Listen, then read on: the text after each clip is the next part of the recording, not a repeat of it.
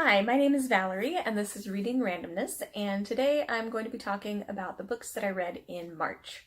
So the first book that I read in March was Everyone Brave is Forgiven by Chris Cleave.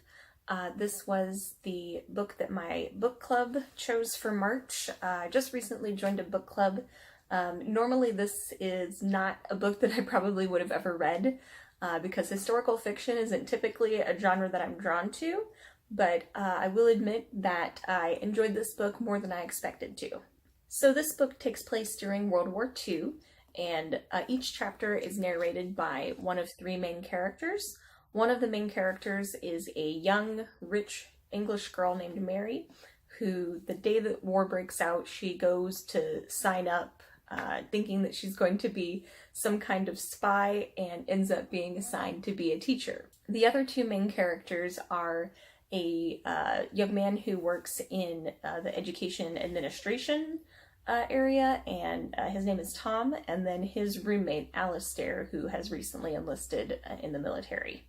There is some romance in this book, but I think the main theme of the book is just these three characters having to grow and learn to cope with the horrors of World War II, basically. I mean, when Mary signs up for, to help with the war, she thinks that it's going to be some kind of a grand adventure, and what she and Tom and Alistair endure in this book is absolutely not that. There's also a lot of focus on racism in this book, as Mary ends up teaching a young black boy named Zachary, and because it was the 1940s, society was awful and somehow frowned upon that.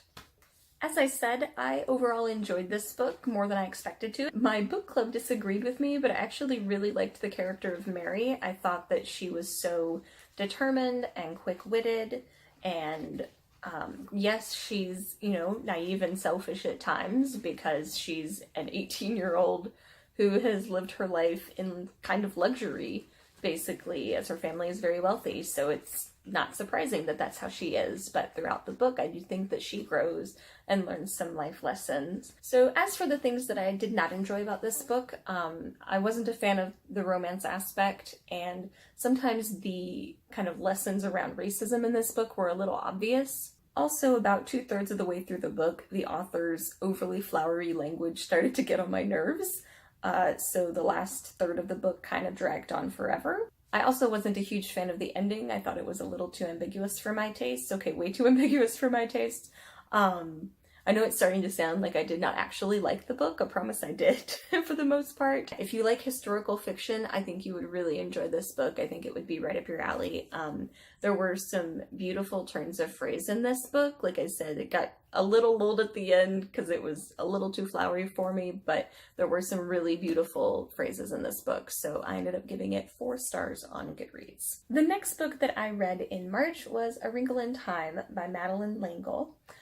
I read this book for the first and prior to this only time when I was 9 years old.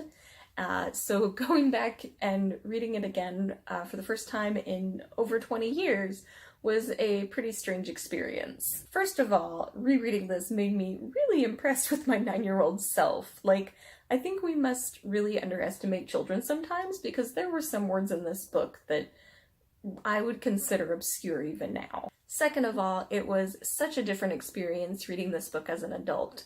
While I still totally get the awe and wonder that I know I felt at 9 years old reading this book for the first time, and seeing the little illustration of the ant traveling through space, which is one of the few things I remembered from the book before I reread it, there were a few things that struck me as odd about the book upon rereading it. I think one thing that made me question how much I loved this book as a child is how disjointed the book seemed. It's kind of all over the place, and there's not a lot of explanation to preface when they jump from one situation to another.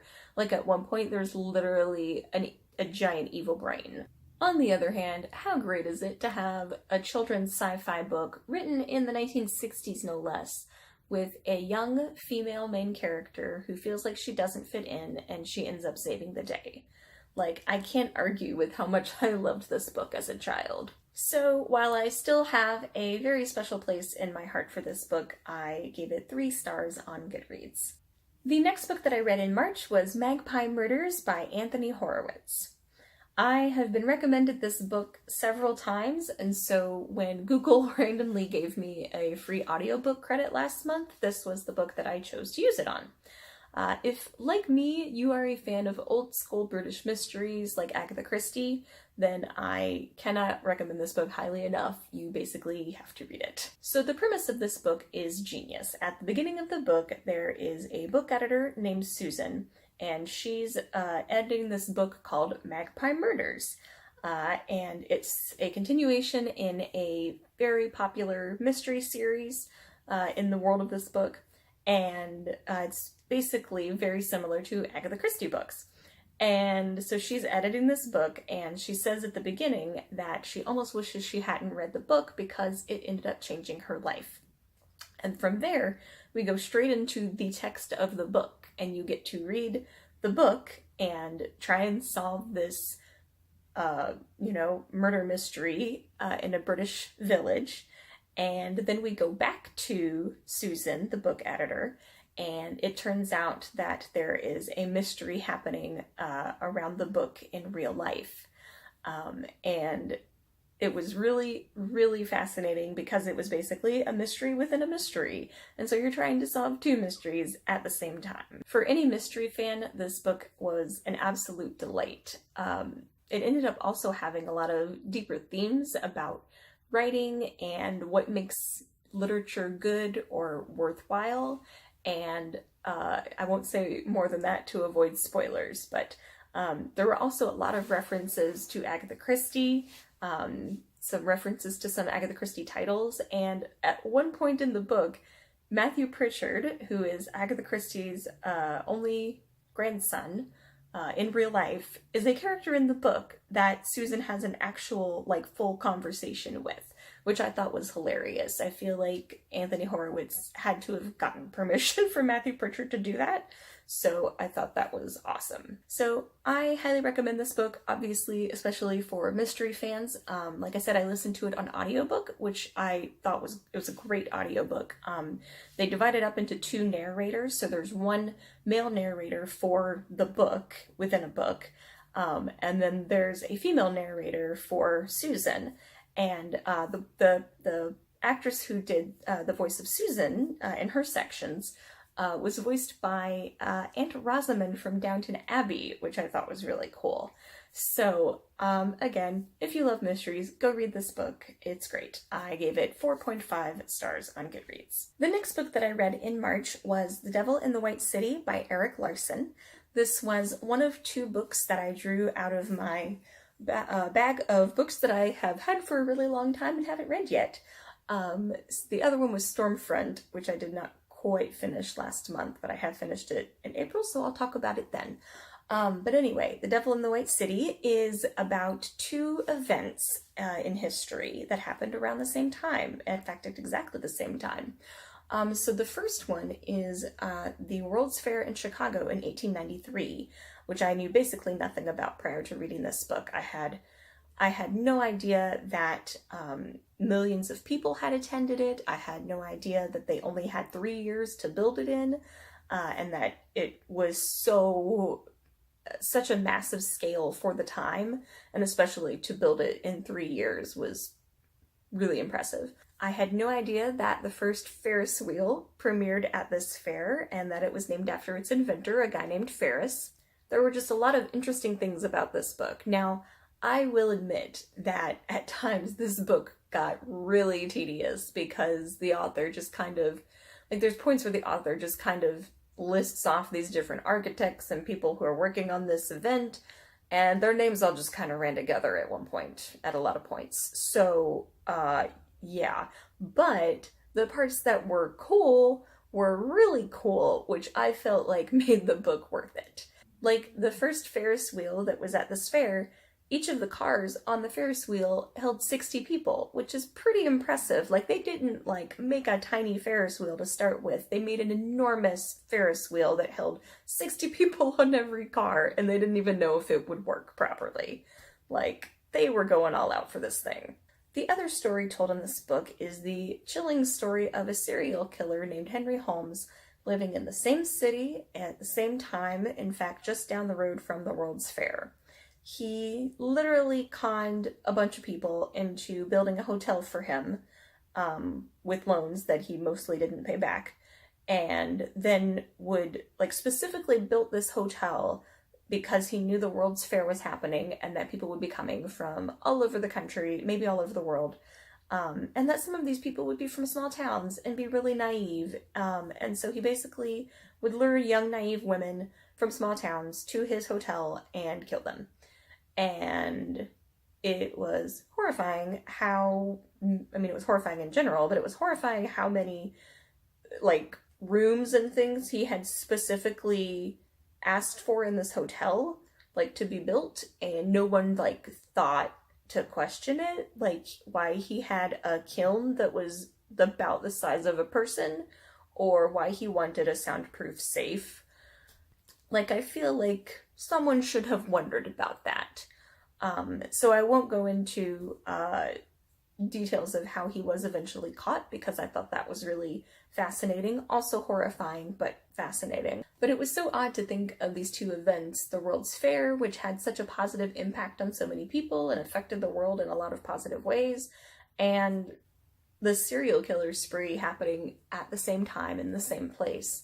So despite the fact that this book can be very tedious at times, I thought the interesting parts were so interesting, and the amount of research that Erik Larson must have put into this book was just so phenomenal that I decided to give it 4 stars on Goodreads. And the last 2 books that I'm going to talk about, I kind of read them interspersed throughout the month, but the last 2 books that I'm going to talk about that I read in March are Harry Potter and the Sorcerer's Stone and Harry Potter and the Chamber of Secrets, obviously both by J.K. Rowling. I'm not going to hold them up the whole time, they're kind of heavy.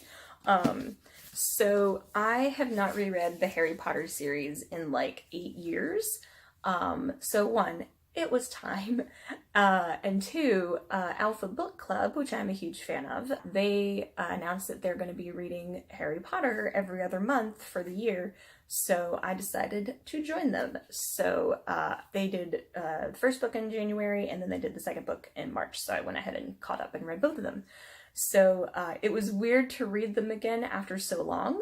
And yet it also, not to say that it was boring to read them. Obviously, I would never say that it is boring to read a Harry Potter book, but I've read the first 2 books so many times that I kind of knew everything that was going to happen, and I've seen the movies so many times, the first 2 at least, that I kind of knew everything that was going to happen and all the funny lines. Although there was one funny line that I caught this time that I don't remember ever catching before, where in Chamber of Secrets, McGonagall scolds a student for turning their friend into a badger, and then later Harry sees a student with a white stripe of hair, and you're like, oh, that's the badger. But anyway, but other than that, I was like, oh, it was mostly like, you know, nostalgia factor. So I enjoyed reading them again. I'm really excited to get more into the later books.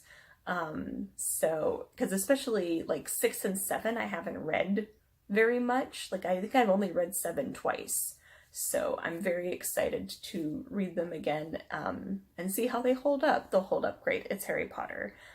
So obviously I know the books aren't perfect. It's hard to rate them though, because they're such a part of my childhood from the age of 12 on.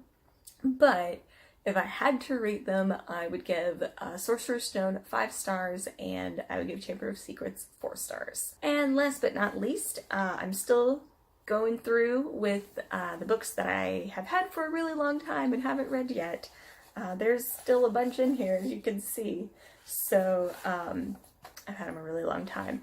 I drew 2 last month to make up for February and March. I read Devil in the White City. I have finished Stormfront, but I finished it in April, and I already had so many books to talk about this month that I decided I'm just going to talk about it for April. Spoiler alert, I didn't like it, but, you know, now I know, and I know not to continue with the series. But we'll talk more about that next month, because I have a lot to say about it. So without further ado, I am going to draw a book for April to read. So, what have we got? Oh god! Why would I put this book in here? Why would I do this to myself? I can't read this book in a month. Okay, I'm gonna get this book and show you, and then I'm going to draw back up. So, being a Spanish major, I have a lot of books about Latin America, some of which I bought for school, some of which I just bought for fun, because I'm a dork. This was one I bought for fun, and haven't read, obviously, because, you know, it's a textbook, basically. But it looks really interesting, and I do feel like I didn't learn as much about Latin American history in some of my courses as I would have liked to, or at least did not retain that knowledge. So I do want to read this book, but I don't know that it is feasible for me to read it in a month with all of the other things that I do in my life. So I may start reading this book in April, like read a couple chapters, like maybe a chapter a week or something, I don't know. Like, I feel like maybe that would be reasonable, but I'm not going to read the whole book this month. So we're going to draw another book. So we're going to try this again and draw a book that I will actually be able to read in a month. Watch me draw, like, a really long book again. Oh, okay. This one's perfect. Okay. So, here we go. So, this is A Beautiful Blue Death by Charles Finch.